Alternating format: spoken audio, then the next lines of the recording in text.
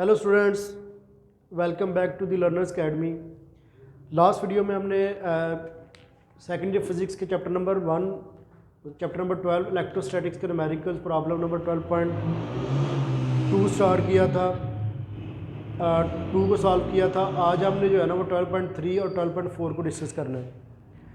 अब हमारे पास जो 12.3 है उसकी जो स्टेटमेंट है वो ये है कि a point charge q is equal to -8 multiply 10 की power -8 coulomb is placed at the origin.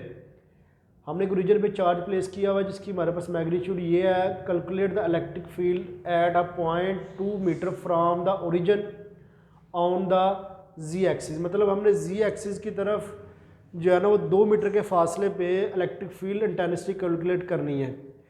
तो हम अपने गिवन डाटा की तरफ चलते हैं कि गिवन डाटा में हमारे पास पॉइंट चार्ज क्यू जो है वो हमें गिवन है, और उसके बाद distance between point charge and origin जो है वो हमारे पास 2 मीटर है। हमने इलेक्ट्रिक फील्ड इंटेंसिटी कैलकुलेट करनी है अलॉन्ग जी एक्सिस, कि मतलब जी एक्सिस की तरफ हमने इलेक्ट्रिक फील्ड इंटेंसिटी को कैलकुलेट करना है। हम अपने सोल्यूशन की तरफ चलते हैं। तो सोल्यूशन में हमारे पास कहता है जी कि the magnitude of the electric field intensity at a point along z axis, मतलब कि जी एक्सिस के अलॉन्ग जो हमारे पास इलेक्ट्रिक फील्ड इंटेंसिटी है उसका formula 1/4 pi epsilon naught q over r square, और के कैप के हमें ये बता रहा है कि जी अलॉन्ग जी एक्सिस। तो बेटा हमने जब इलेक्ट्रिक फील्ड इंटेंसिटी का टॉपिक पढ़ा था तो वहाँ पे हमने ये वाला टॉपिक जो है ना फार्मूला ड्राइव किया था इलेक्ट्रिक फील्ड इंटेंसिटी वाला टॉपिक में। उसी वहाँ से जो है ना वो ये आपने फार्मूला यूज़ करना है। हमारे पास 1/4 पाई एप्सिलॉन नॉट की वैल्यू भी हमारे पास गिवन है, कांस्टेंट है। हम वैल्यूज़ को पुट करते हैं, 9 मल्टीप्लाई 10 की पावर 9 चार्ज की वैल्यू को पुट किया, फिर हमने आर की वैल्यू पुट की। अब 8 को 9 से मल्टीप्लाई करें तो 72 आ गया आपके पास। अब बेस एक जैसी है तो पावर्स को आप ऐड कर दें तो 9 - 8 डिवाइडेड बाय 4। अब जब हम इसको 4 हमारे पास जो पीछे बचता है पावर्स को माइनस करने के बाद 9 में से 8 निकाले तो 1, तो हमारे पास 72 मल्टीप्लाई 10 की पावर 1 है बेसिकली। तो हम जब 72 को 4 पे डिवाइड करेंगे तो हमारे पास 18 बचेगा।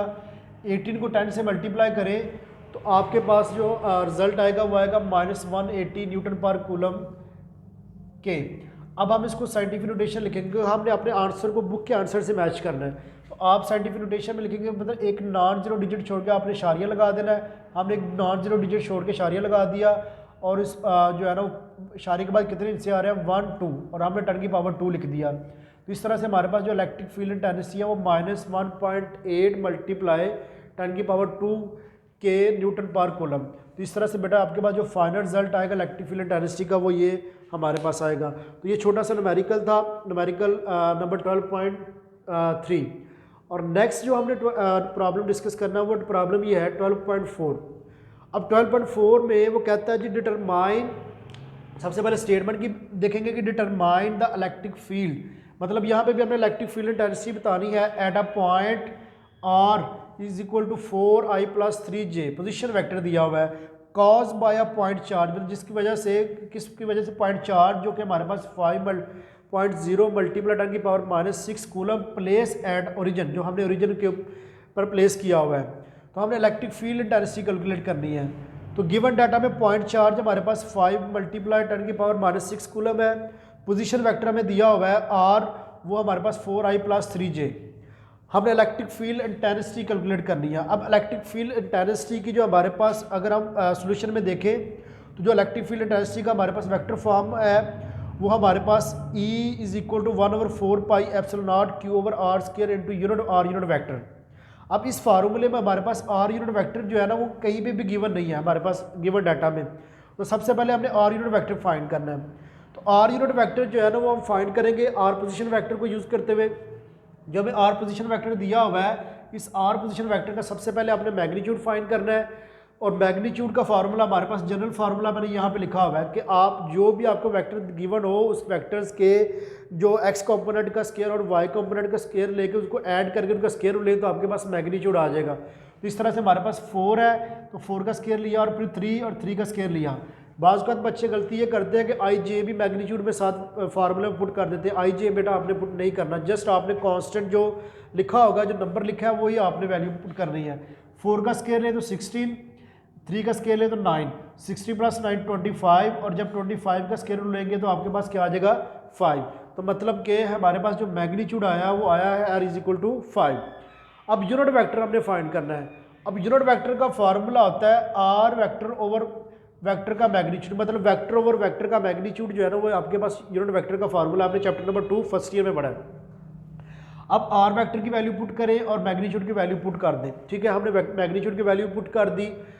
नेक्स्ट हम वैल्यूज़ पुट करते हैं। अब हमारे पास आर यूनिट वेक्टर निकल आया है, तो हमने सारी वैल्यूज़ हमारे पास गिवन है। अब क्योंकि हमारे फार्मूले में ये चीज़ हमारे पास अननोन थी, हमने ये भी फाइंड कर लिया है। अब हम सारी वैल्यूज़ को पुट करते हैं। वैल्यूज़ को पुट करने के बाद आपके पास जो है ना वो ये 1/4πε की वैल्यू, क्यू की वैल्यू को पुट किया और आर की वैल्यू को पुट किया और आर यूनिट वेक्टर की वैल्यू को पुट कर दिया। अच्छा जी, अब हमने 5 को 9 से मल्टीप्लाई करें तो हमारे पास 45 आता है, और 5 का स्केल है 25 और ये 5, इन दोनों को आपस में मल्टीप्लाई करें तो 45/125 आएगा।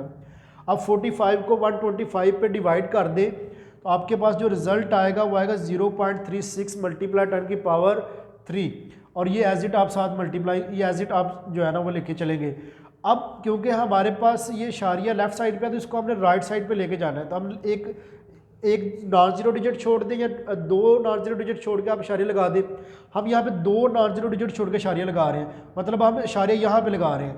तो जब हम इसको कन्वर्ट कर लेफ्ट से राइट लेके जाएंगे तो हमारे पास पावर जो है वो नेगेटिव में आएगी। तो 10⁻², ये 10⁻², है। अब ये 10⁻3 और ये 10⁻², है। तो 3 में से -2, मतलब 3 को में से 2 निकालें तो आपके पास 1 बचता है, तो यहाँ पे 1 आ जाएगा।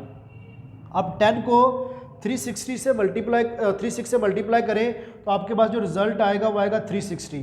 अब 360 को एक दफ़ा आपने फर्स्ट आई के वाले जो कांस्टेंट है उसके साथ आपने मल्टीप्लाई करना है, और फिर सेकंड वाले जे के साथ आपने मल्टीप्लाई करना है। 360 को जब हम 4 से मल्टीप्लाई करते हैं तो हमारे पास 1440 आई, प्लस जब हम 360 को 3 से मल्टीप्लाई करते हैं तो आपके पास 1080 जे आ जाएगा। मतलब कि जो हमारे पास फाइनल रिजल्ट आ रहा है वो आ रहा है कि 1440 आई प्लस 1080 जे, मतलब कि ये हमारे पास इलेक्ट्रिक फील्ड इंटेंसिटी की जो वेक्टर फॉर्म है, जो हमने उसने हमें कहा था कि ये आपने इलेक्ट्रिक फील्ड इंटेंसिटी कैलकुलेट करनी है एक पॉइंट के लिए, जो कि पॉइंट हमने जो है ना वो बन रहा है किसी चार्ज की वजह से, वो चार्ज जो है वो हमारे पास गिवन था। तो इस तरह से बेटा ये बड़ा आसान सा और शॉर्ट सा न्यूमेरिकल है जो आपने इसको अच्छे तरीके से देखना है। आज की वीडियो में हमने 2 न्यूमेरिकल प्रॉब्लम को डिस्कस किया है, एक हमारे पास 12.3 था और दूसरा 12.4। तो इस तरह से बेटा आज का जो हमारा टॉपिक है वो ख़त्म हुआ। तो इंशाल्लाह नेक्स्ट वीडियो में आपके पास हाज़िर होंगे। अल्लाह हाफिज़।